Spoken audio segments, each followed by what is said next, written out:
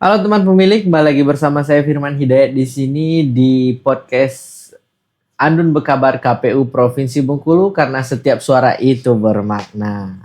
Nah, teman pemilik, kali ini kita akan membahas tema yang berjudul Demokrasi Tanpa Hambatan, mewujudkan pemilu dan pilkada inklusif serta ramah disabilitas di Provinsi Bengkulu. Dan kali ini kita sudah kedatangan tamu yang sangat spesial. Beliau adalah ketua dari Perkumpulan Mitra Masyarakat Inklusif Provinsi Bengkulu. Dan kami ucapkan selamat datang kepada Ibu Irna Liza Yuliastuti. Selamat datang Ibu, apa kabar? Alhamdulillah sehat. Iya, Halo halo teman semua pemilih. teman pemilih Ya, semua. Iya, senang ada di sini Firman. alhamdulillah. Nah, Ibu, kali ini kita akan berbincang-bincang santai kepada teman pemilih. Tapi sebelumnya Ibu, izinkan Firman untuk memperkenalkan terlebih dahulu karena podcast Andun Berkabar KPU Provinsi Bengkulu ini baru 1 bulan yang lalu kita sudah mulai on air gitu ya Bu. Jadi KPU Provinsi Bengkulu sudah memiliki podcast yang dinamakan Andun Berkabar. Nah, dari makna namanya ini sudah berbahasa daerah Betul. Bengkulu sekali ya Iya. Bu, Andun dan berkabar. Jadi memiliki makna yaitu Andun yang artinya datang, mengandun kalau istilah bahasa Bengkulunya, KPU Provinsi Bengkulu ini mengundang seluruh narasumber dari berbagai latar belakang untuk kita ajak berbincang mengenai tema-tema yang sudah kita siapkan, baik itu tentang kepemiluan ataupun isu-isu terkini yang bisa kita kaitkan dengan kepemiluan. Jadi datang mengandun ke studio kita dan pastinya berkabar. Berkabar kita maknai dengan memberikan informasi seputar berbagai tema yang kita perlukan untuk kita sajikan kepada teman pemilih semua, khususnya di Provinsi Bengkulu dan Indonesia pada khususnya. Nah, kami juga mempunyai tagline ini Bu, setiap suara itu bermakna. Jadi apa yang kita obrolkan hari ini, insya Allah nanti memberikan makna dan informasi yang sangat berguna untuk teman pemilih dimanapun berada. Nah, teman pemilih jangan lupa untuk like, komen dan subscribe YouTube channel KPU Provinsi Bengkulu karena di sana ada Andun Berkabar Podcast KPU Provinsi Bengkulu karena setiap suara itu bermakna. Nah, Bu, kali ini Firman tadi sudah menyebutkan di awal bahwasanya tema kita adalah demokrasi tanpa hambatan untuk mewujudkan pemilu dan pilkada inklusif serta ramah disabilitas di Provinsi Bengkulu. Nah, sebagai pembuka bisa dijelaskan sedikit kepada teman pemilih Ibu selaku ketua dari Perkumpulan Mitra Masyarakat Inklusif Provinsi Bengkulu, boleh sapa dulu teman pemilih kita Ibu, tugas serta fungsi dan apa ini Perkumpulan Mitra Masyarakat Inklusif agar teman pemilih ini tahu. Silakan Ibu. Ya, terima kasih Firman. Iya, Ibu. Senang ya mendengar kalau sekarang KPU Provinsi Bengkulu sudah punya program yang menurut saya ini menarik ya. Iya. Jadi Andun Berkabar. Andun dalam ini konteksnya pasti positif ya, dan kabar-kabar juga mudah-mudahan itu bisa memberikan kabar yang lebih memperkaya kita terkait dengan isu kepemiluan. Iya. Ya, Perkumpulan Mitra Masyarakat Inklusif sendiri itu adalah organisasi massa yang keanggotaannya itu difabel dan non-difabel.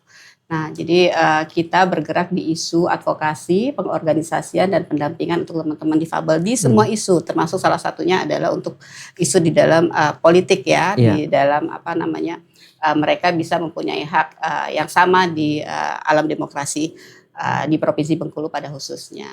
Nah, Perkumpulan Mitra Masyarakat Inklusif sendiri sejak 2019 memang konsen kemudian memastikan bahwa setiap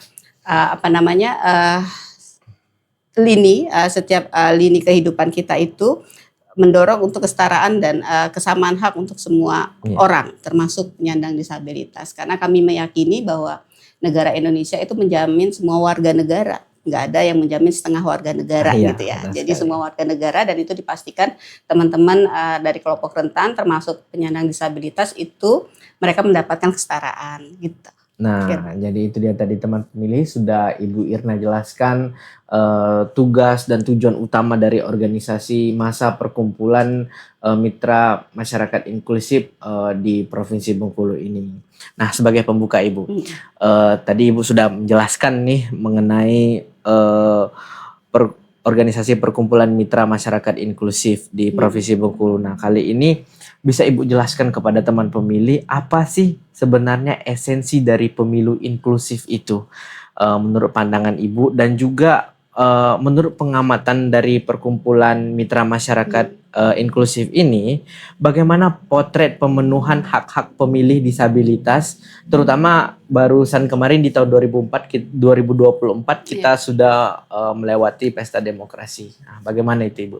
Ya, jadi pemilu inklusif yang kami yakini adalah sebenarnya proses demokrasi di mana penyelenggaraannya itu tidak meninggalkan semua orang. Jadi memastikan partisipasi, kesetaraan, dan kemudian peluang yang sama untuk semua penyandang disabilitas, termasuk untuk semua, termasuk misalnya kawan-kawan penyandang disabilitas. Jadi dengan keterbatasan yang dimiliki oleh teman-teman difabel misalnya itu tidak kemudian meninggalkan hak-hak dia sebagai warga negara. Jadi intinya sebenarnya pemilu yang inklusif itu yang memastikan setiap orang berpartisipasi di dalam setiap tahapan penyelenggaraan pemilu itu tanpa terkecuali. Nah, di 2024 kemarin bagaimana itu tentang pemenuhan hak-hak teman-teman kita disabilitas ini, Bu? Ya, jadi kalau ngomongin penyelenggaraan pemilu itu kan nggak hanya pada sesi dia sebagai pemilih ya. Tetapi ketika bicara proses itu ada mereka bisa kemudian menjadi penyelenggara, mereka bisa menjadi peserta seperti itu. Nah, peluang atau regulasi itu sebenarnya sudah cukup terbuka untuk teman-teman. Tinggal lagi mungkin adalah implementasinya. Nah, jadi saya dan kawan-kawan itu memastikan bahwa ketika regulasi itu sudah dikeluarkan, tetapi kita harus mempunyai persepsi yang sama terkait dengan pemenuhan hak penyandang disabilitas.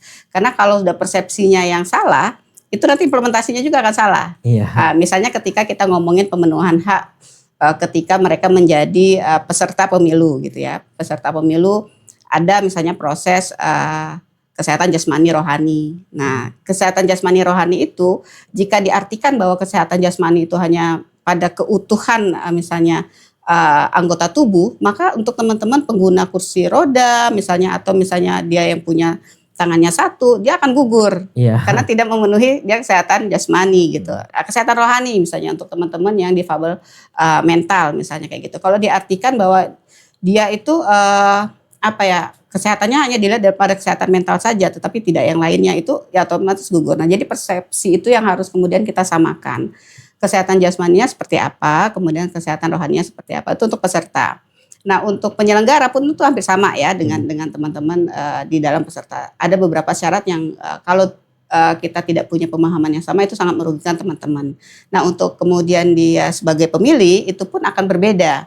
Jadi pemilih dia kebutuhannya adalah bagaimana dia bisa menyalurkan suaranya sebagai hak dia gitu ya. Tetapi kemudian situasi atau misalnya lingkungan juga bisa memastikan ketika proses pemberian suara, pemenuhan hak dia sebagai warga, kewajiban dia sebagai warga negara itu dapat dilakukan secara baik. Nah itu ya. Jadi kalau untuk 2024 yang lalu refleksinya, saya nggak tahu ya apakah KPU Provinsi Bengkulu punya data berapa sih jumlah penyelenggara dari tingkat yang dari tingkat PPK ya gitu ya, PPK, PPS ya, ataupun itu, KPPS. Itu ada teman-teman penyandang disabilitas, ada nggak data itu gitu.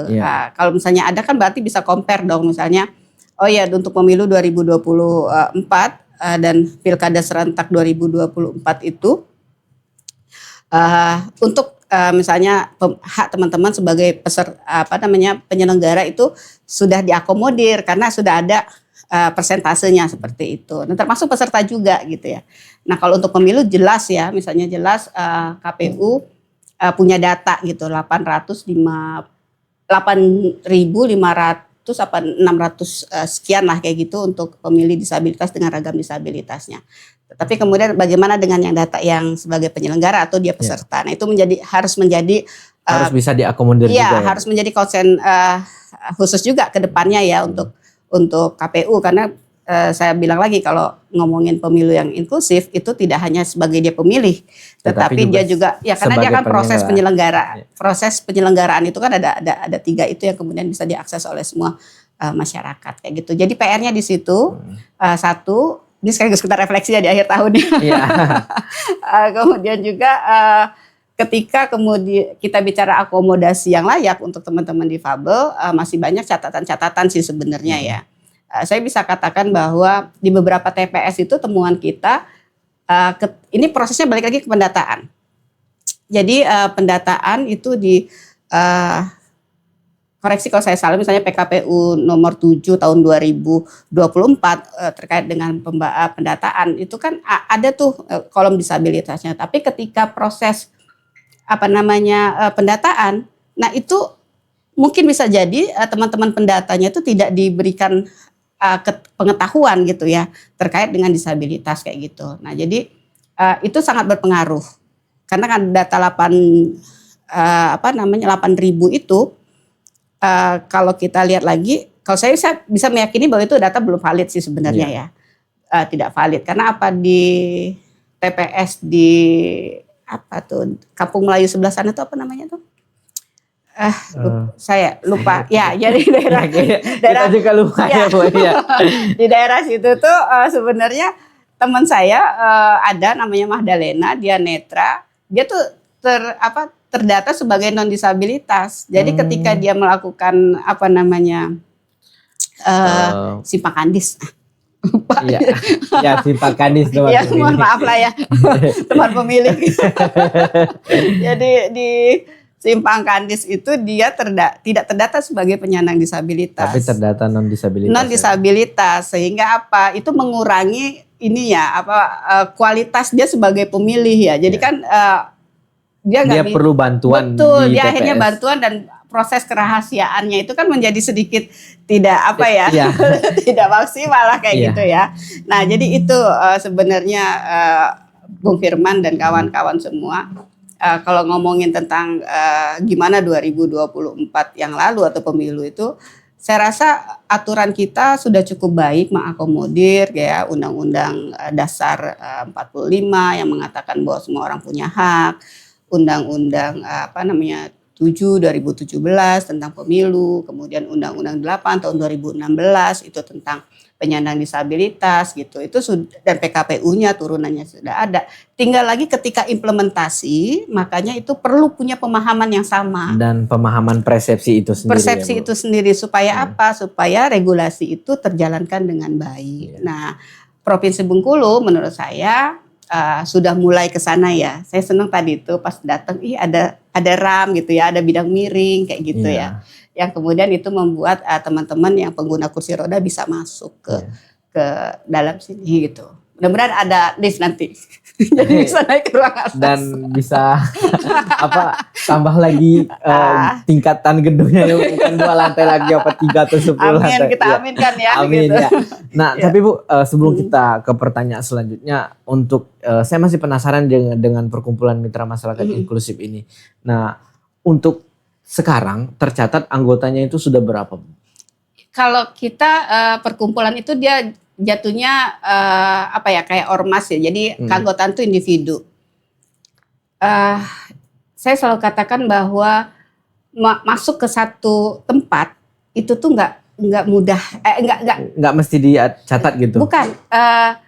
Khusus isu disabilitas itu nggak segampang kawan-kawan masukin masukin lamaran kerja seperti itu atau masuk ke organisasi formulir anggota gitu ya. Jadi kalau untuk keanggotaan kita tuh sedikit. Mungkin sekarang ini sekitar baru 25. Tetapi penerima manfaat yang kami bilang sahabat MMI itu mungkin di Rejang Lebong, Kota Bengkulu itu bisa mencapai sudah angka 1.000 tuh ada ya. Karena gini, di Kota Bengkulu aja kita tuh dampingan kita yang di luar kelompok-kelompok dampingan itu ada sekitar 400-an.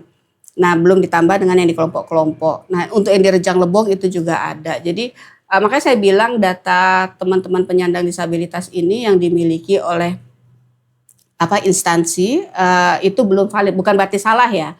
Jadi ini sering perdebatan kita Perlu juga. disempurnakan Iya. lagi. Nah, jadi kalau keanggotaan balik lagi kita baru sedikit. Masih bentuk puluhan, tetapi penerima manfaat kami mulai dari dia pelatihan, pendampingan, kemudian pendidikan itu kurang Yang 25 ini yang non disabilitas atau disabilitasnya, Bu? dua-duanya. Dua-duanya. Dua-duanya. Jadi non disabilitas dan disabilitas.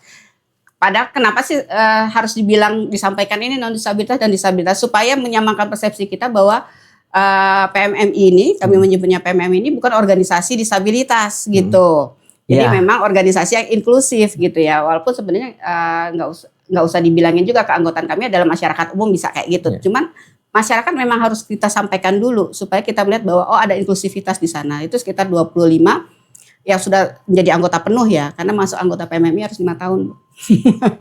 5 tahun dulu di isu itu baru kita nyatakan dia di 5 tahun itu, selama 5 tahun itu diberi pelatihan atau gimana? Ya, jadi ada proses yang kita lakukan, misalnya kita melakukan begitu masuk itu ada orientasi.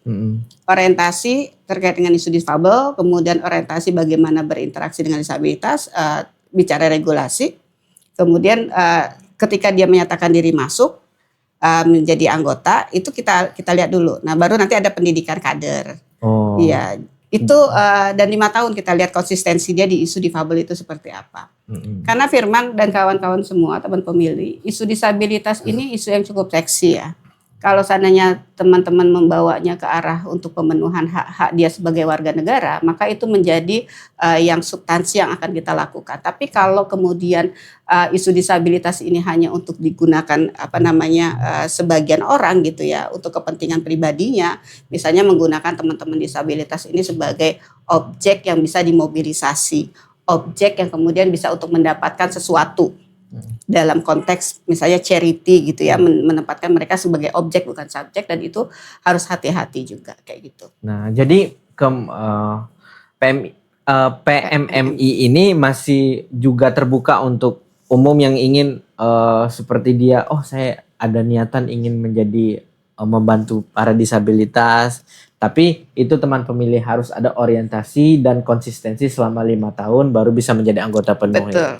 Nah, kembali lagi ke laptop kita, Bu. Jadi tadi kan kita sudah membahas tentang akses disabilitas, pemilu atau pilkada yang inklusif. Nah, serta refleksi di tahun 2024 kemarin. Nah, apa saja sih hambatan utama yang paling sering dirasakan oleh sobat-sobat kita disabilitas ini pada saat penyelenggaraan pemilu? Apakah itu hanya sebatas pada saat ingin menyalurkan hak suaranya saja, atau juga beriring setiap tahapan seperti sosialisasi dan menerima informasi serta pendidikan pemilih gitu, Bu? Iya, hambatan yang paling besar itu stigma. Nah, jadi ketika stigma itu sudah dicapkan kepada penyandang disabilitas, nah itu yang akan mempengaruhi sikap orang. Saya di PMMI itu sering menggunakan 3 terminologi, satu penyandang disabilitas. Kalau sekarang makanya saya sering menggunakan kata penyandang disabilitas karena konteksnya mereka masih kita anggap mereka penyandang itu apa ya? Menyandang tuh kayak titel ya, kayak cap lah gitu ya, kayak apa sih? Enggak seperti cap, lebih ke arah memikul. Iya, memikul atau ya. memiliki sesuatu. Iya betul. Jadi saya menggunakan masih konteks penyandang disabilitas karena kita bicara terkait dengan regulasi dan situasi. Kemudian ada disabilitas. Disabilitas itu terminologi kalau saya mengatakan dia berada pada satu kondisi. Misalnya gini. Teman-teman pengguna kursi roda walaupun sudah difasilitasi oleh KPU menggunakan RAM kayak gitu ya, tetapi dia kemudian dia tidak menjadi disabilitas karena apa? Di bagian depan dia sudah bisa masuk gitu ya, dia able, dia mampu gitu ya, dia nggak dis lagi, tapi dia sudah mampu, tapi dia akan menjadi disabilitas ketika dia mau naik tangga. Nah jadi itu, jadi disabilitas itu hambatan yang ada di diri, kemudian ketemu dengan hambatan yang ada di lingkungan. Nah itu disabilitas. Kemudian saya untuk kesetaraan dengan teman-teman penyandang disabilitas, saya sering menggunakan kata difabel. Jadi different ability, kemampuan yang berbeda. Jadi 3 terminologi itu yang sering kita gunakan ya.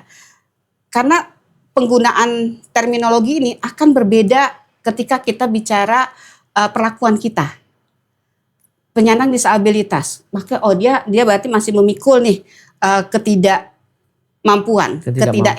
Maka kemudian kita harus buat dong regulasi, misalnya aturan yang terkait dengan bagaimana mereka hilang tuh penyandangnya gitu kan, disabilitasnya. Kenapa undang-undang kita disebut dengan undang-undang penyandang disabilitas misalnya.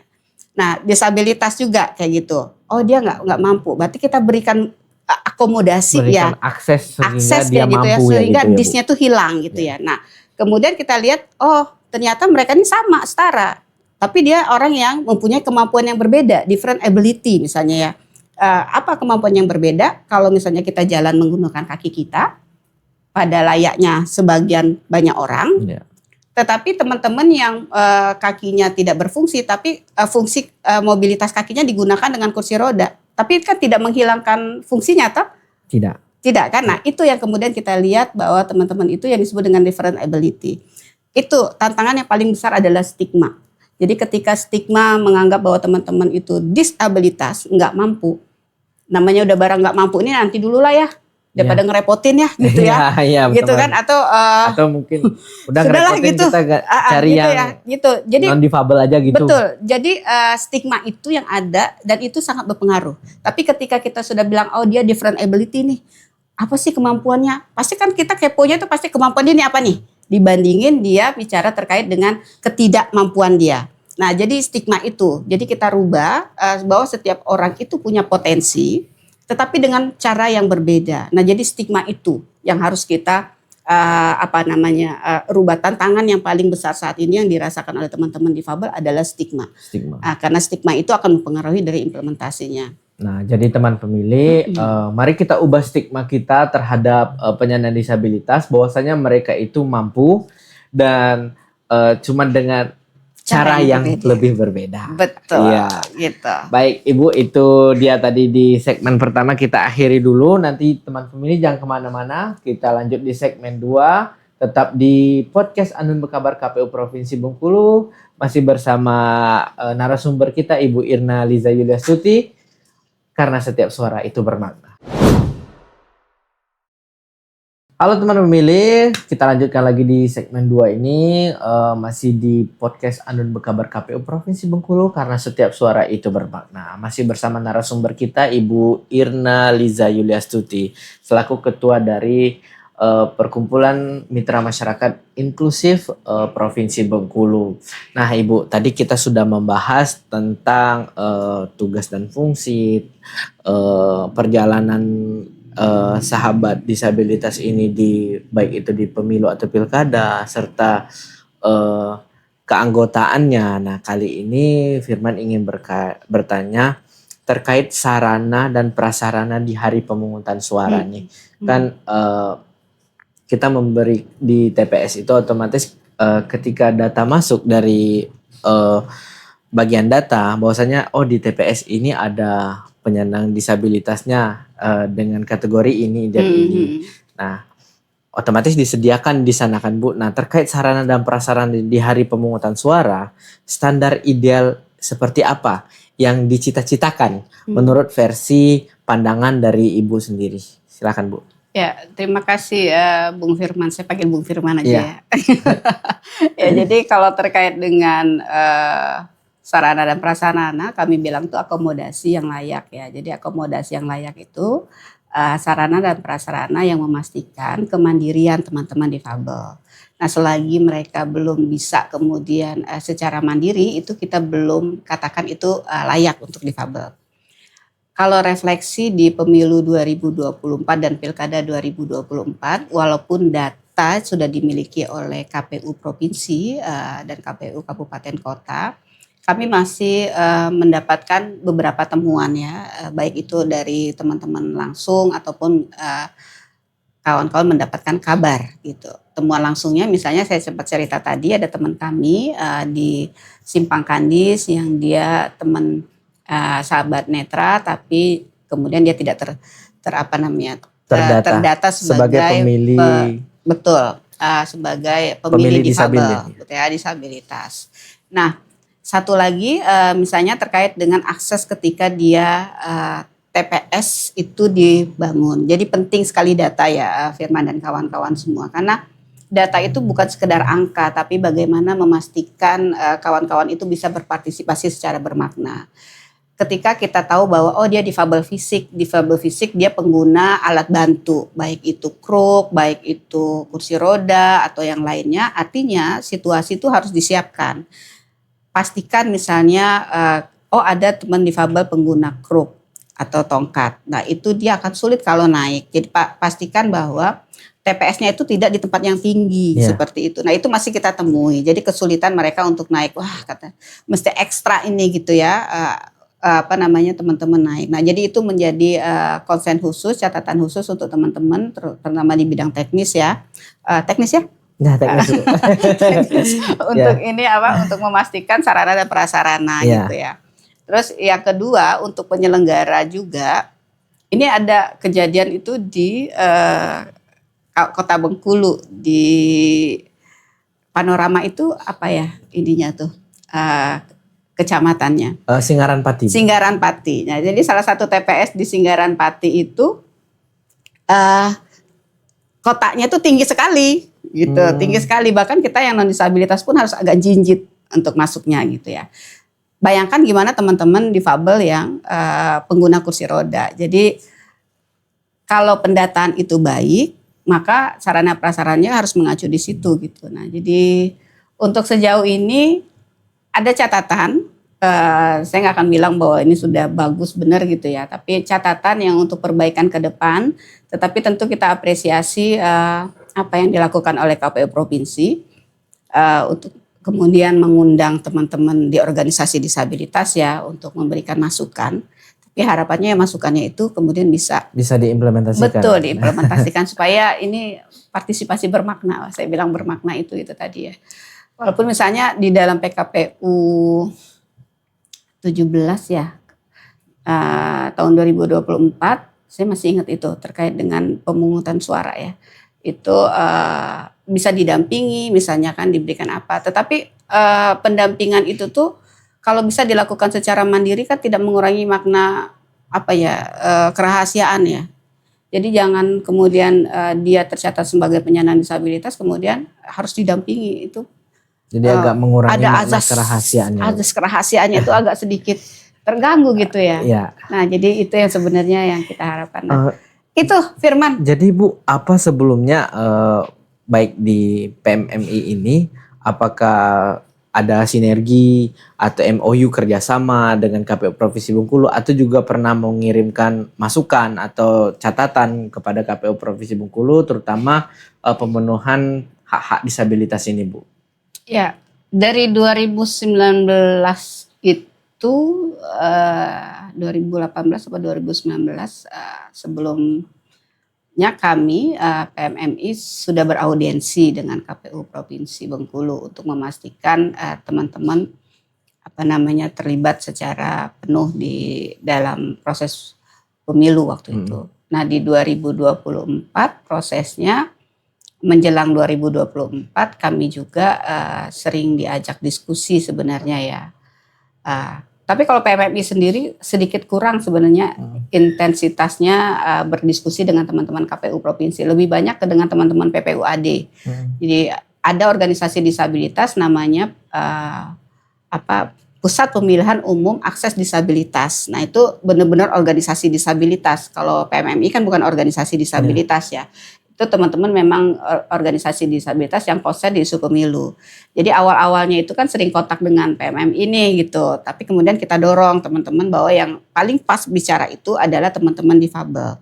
Nah, yang sering salah juga nih Firman adalah kita tuh sering mengartikan kita sudah paham nih kebutuhan teman-teman difabel dengan mewakilkan gitu ya. Oh, saya bisa nih mewakili difabel bicara tentang difabel gitu. Tapi kita lupa menghadirkan difabelnya benar gitu, karena kacamata kita tuh pasti akan berbeda gitu. Mungkin kedepannya nanti kalau misalkan ada BIMTEK, ada rakor, ada misalkan sosialisasi, langsung kita bisa selain dari KPU kita juga menghadirkan rekan-rekan disabilitas itu untuk lebih rasa kerasa gitu kan Bu, memberikan informasi serta catatan-catatan dan agar pemilu kedepannya bisa ramah disabilitas gitu ya Bu. Ya betul. Nah balik lagi ke pertanyaanmu, apakah PMMI ber-MOU belum? Belum. Nah, jadi MMI belum ber-MOU. Nanti kita ke depan MOU ya.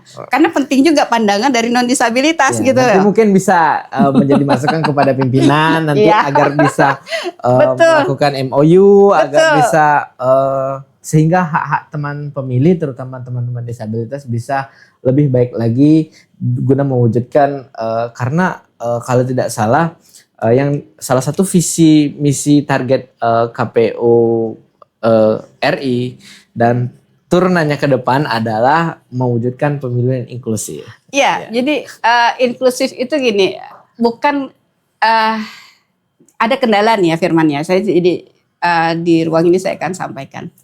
Jadi betul kita harus menghadirkan teman-teman difabel, tetapi kita harus punya penyeimbang juga. Misalnya PMMI sekarang ini sering ditinggal gitu ya ketika evaluasi kemarin itu. Karena cara pandang kita itu akan berbeda juga gitu dengan teman-teman. Jadi teman-teman difabel ini kita dorong dulu untuk mereka bicara, tetapi karena mereka ini kan ibaratnya pengalaman mereka menjadi difabel iya, tetapi bicara terkait dengan regulasi, negosiasi, nah itu kan teman-teman tuh dalam proses mereka belajar masih dalam kita harus dorong gitu. Nah untuk menyampaikan apa yang mereka pikirkan itu mereka perlu kemudian kawan, saya nggak perlu bilang itu kita dampingi atau kita wakilkan, tapi perlu kawan penyeimbang supaya menyamakan persepsi itu. Jadi, nah kami diskusi kemarin tuh refleksi di internal kami dengan Obdis. Ya nih PMMI kemarin nggak diundang nih untuk evaluasi tahapan ya gitu kan. Ya Bu kami diundang. Terus apa yang disampaikan? Kita sampai kayak gini gitu. Tapi karena cara pandang kita masih menganggap bahwa teman-teman itu perlu bantuan ya, tetap tidak mandiri. Ya tidak mandiri itu. Jadi konteksnya itu. Bilang sayang nih coba kalau PMMI datang pasti akan bilang dalam konteks regulasi ini akan bicara terkait pemenuhan. Maka sebenarnya yang harus diperbaiki disiapkan gini gitu. Jadi next kawan pemilih jangan lupa teman pemilih melalui podcast ini ya bisa nonton bahwasanya pertama-tama kita rubah dulu stigma kita bahwasanya teman-teman difabel itu adalah mampu tapi dengan cara yang berbeda.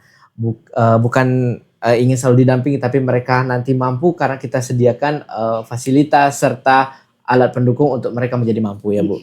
Nah, tapi 2024 yang lalu kami kerjasama juga. Dengan siapa Bu? Dengan KPU Provinsi ya. Untuk sosialisasi pemilih. Iya. Jadi kita sosialisasi pemilih. Ya, jadi Bu di pertanyaan terakhir nih. Tadi sudah Ibu singgung di awal kan inklusivitas ini bukan masalah tentang pemilih saja, bukan masalah tentang teman pemilih yang difabel atau disabilitas itu pada hari H pencoblosan saja, tapi bisa untuk melibatkan mereka pada saat tahapan-tahapan, terutama bisa menjadi sebagai penyelenggara karena setiap manusia itu sama kan Bu, seperti di undang-undang tadi dipandang sama, tidak ada yang saling meninggalkan. Nah. Saya penasaran Bu, apakah ada catatan atau ada informasi dari pihak PMMI ini bahwasanya di tahapan baik itu pemilu atau pilkada 2024 kemarin ada rekan-rekan yang disabilitas juga terlibat sebagai penyelenggara mulai dari PPS, PPK ataupun KPPS? Ada penyelenggara, jadi di KPPS itu kita ada 2 teman kita di sana ya. Tapi itu balik lagi mereka penuh perjuangan untuk meyakinkan. Karena satu si Adi itu di pematang gubernur, dia menggunakan keruk tongkat ya. Jadi proses negosiasinya ketika dia menjadi KPPS. KPPS itu kan lebih banyak koordinasi dengan lurah ya. Dengan ini. Nah itu meyakinkan.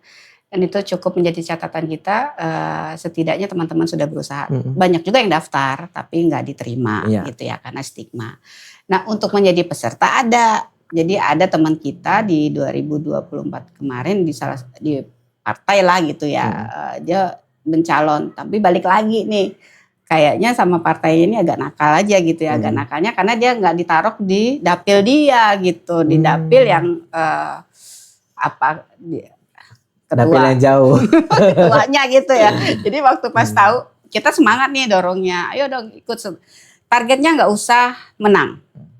Menang itu satu karunia lah gitu ya itu. Tapi targetnya teman-teman tahu proses bagaimana menjadi peserta masuk ke dalam partai politik, mendaftar segala macam berkampanye itu. sudah nih semangat dia kan daftar.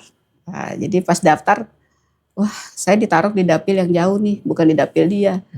Jadi kata kami ya sudah nikmatin aja lah. Seenggaknya kamu tahu bagaimana proses di situ. Setidaknya dapat suara dan juga tahu proses dan juga nanti Iya. bisa menjadi motivasi Tapi ya kami analisis adalah, nah ini nih gitu kan dalam tanda kutip nih. Jadi untuk satu meng-up partai tersebut bahwa partai tersebut mengakomodir difabel.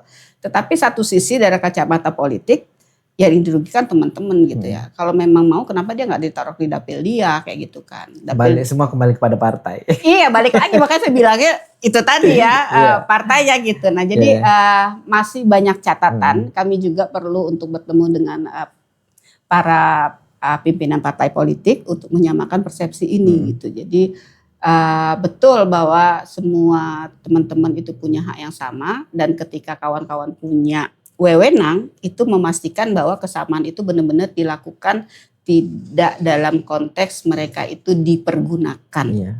Tetapi mereka itu memang setara dan harus kita perjuangkan. Mungkin kedepannya kita juga berdoa pada teman untuk teman pemilih semuanya. Mungkin tidak hanya nanti di pemilu atau pilkada kedepannya hanya keterwakilan perempuan saja kan Bu. Mungkin suatu saat bisa ada keterwakilan non disabilitas ini Cocok juga itu, Bung Firman. menjadi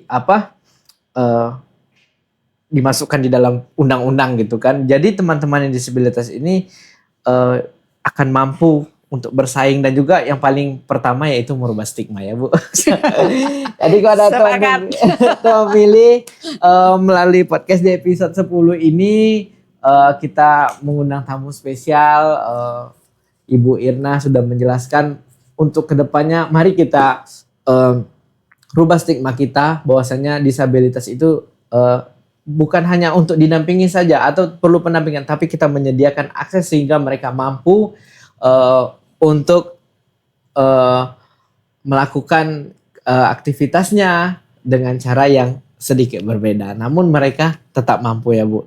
Nah kita sudah berada di penghujung pertemuan kita pada hari ini. Nah jadi Ibu di penutup ini saya ingin minta closing statement Ibu, baik itu pesan atau kesan atau apa yang ingin Ibu sampaikan kepada teman pemilih, terkhususnya tema kita pembahasan hari ini mewujudkan demokrasi yang inklusif kepada teman pemilih. Mari silakan Ibu. Ya, teman pemilih yang non difabel, berikan ruang untuk teman-teman difabel bahwa mereka juga sebenarnya mampu untuk melakukan hal yang sama dengan kita yang non difabel. Untuk teman-teman difabel atau disabilitas, kalian juga harus percaya diri gitu bahwa kalian juga mampu. Jadi ketika ruang itu diberikan, maka teman-teman juga harus mengupgrade diri sehingga teman-teman juga punya kompetensi gitu ya, punya bisa mengatakan bahwa walaupun saya berbeda, kita semua berbeda, tetapi kita punya kemampuan yang lebih atau kemampuan yang sama dengan yang lainnya. Nah itu dia tadi teman pemilih, pesannya disampaikan baik untuk teman pemilih yang difabel ataupun non difabel. Untuk yang difabel jangan patah semangat, tetap semangat dan terus tunjukkan bahwasanya kita mampu. Dan kepada teman-teman non difabel rubah stigmanya. Beri ruang. Beri ruang untuk rekan-rekan kita non difabel. Nah Bu, terakhir nih pada teman pemilih mungkin Ibu ingin menyampaikan, mungkin melalui podcast kita ini nanti ada teman pemilih baik itu difabel ataupun non-difabel ingin bergabung di organisasi perkumpulan mitra masyarakat inklusif ini dan mereka bingung mau kantornya di mana gitu. Bisa ditemui di mana gitu. Untuk teman pemilih kalau ingin berpartisipasi dan mendukung gerakan perkumpulan mitra masyarakat inklusif untuk pemenuhan hak-hak penyandang disabilitas di Provinsi Bengkulu, bisa datang ke kantor kami di Jalan Indragiri nomor 12 Padang Harapan. Kalau misalnya clue-nya adalah depan rumah sakit Universitas Bengkulu yang baru. Nah di situ di seberangnya itu adalah kantor kami. Kami terbuka untuk teman-teman semua untuk mengenal isu disabilitas. Dan jika sudah mengenal dan ingin bergabung menjadi bagian dari gerakan kami sangat senang sekali. Dan jangan lupa nih untuk diingatkan Bung Firman, kami punya media sosial. Di Facebook itu Perkumpulan Mitra Masyarakat Inklusif, di YouTube namanya Mitra Inklusi, dan di Instagram namanya Mitra Inklusi. Jangan lupa like and subscribe juga. Iya, gitu. boleh juga. Silakan kunjungi media sosial kami di sana. Ya, kunjungi, kepoi, dan nanti di sana ada juga kontaknya ya Bu, bisa untuk menuju ke sana untuk bergabung menjadi sobat Mitra Inklusif. Nah, jadi teman pemilih, kita sudah berada di penghujung segmen kita hari ini Bu. Terima kasih sudah datang ke Sama-sama, Bu Firman. studio podcast Andun Berkabar Provinsi Bengkulu. Kabarnya sangat baik. Mari kita ubah stigma. Mari kita untuk yang disabilitas harus mampu, percaya diri. Non disabilitas beri ruang. Saya Firman Hidayat undur diri Bu. Apabila ada kata-kata yang salah, saya mohon maaf. Terima kasih. Saya Firman Hidayat dan beserta kru yang bertugas pamit undur diri. Sampai jumpa di episode selanjutnya. Oh ya, terakhir jangan lupa like, subscribe, dan komen YouTube channel KPU Provinsi Bengkulu, karena di sana ada Andun Berkabar Podcast KPU Provinsi Bengkulu, karena setiap suara itu bermakna. Terima kasih.